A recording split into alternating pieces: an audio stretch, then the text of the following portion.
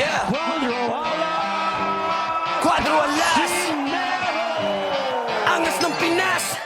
Ito ang pambato ng Pilipinas. Siya ang pambato ng Pilipinas. Kahit sa lugar na lang bandera ng Pinas. Lahat na patingin kapag siya'y lumalaban. Cuadro Alas, pangalan na kinakatakutan. Angas ng Pinas, tunay na mandirigma.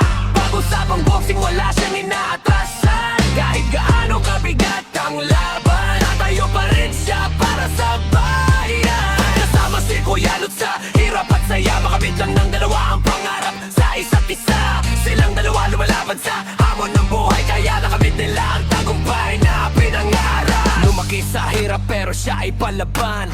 Bawat suntok niya may kalalagyan. Hindi lang para sa sarili ang laban, kundi para sa watawat ng bayan. Siya ang pambato ng Pilipinas. Kahit sa lugar na lang bandera ng Pinas. Lahat na patingin kapag siya'y lumalaban. Cuadro Alas, pangalan na kinakatakutan. Angas ng Pinas, tunay na mandirigma.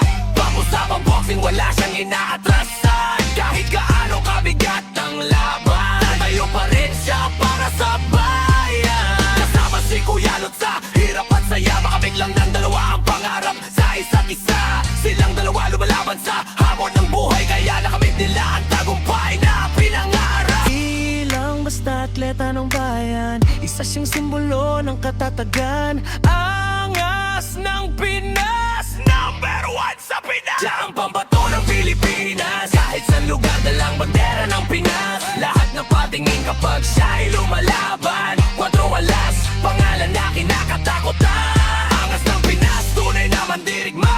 Pag-usapang boxing, wala siyang inaatrasan.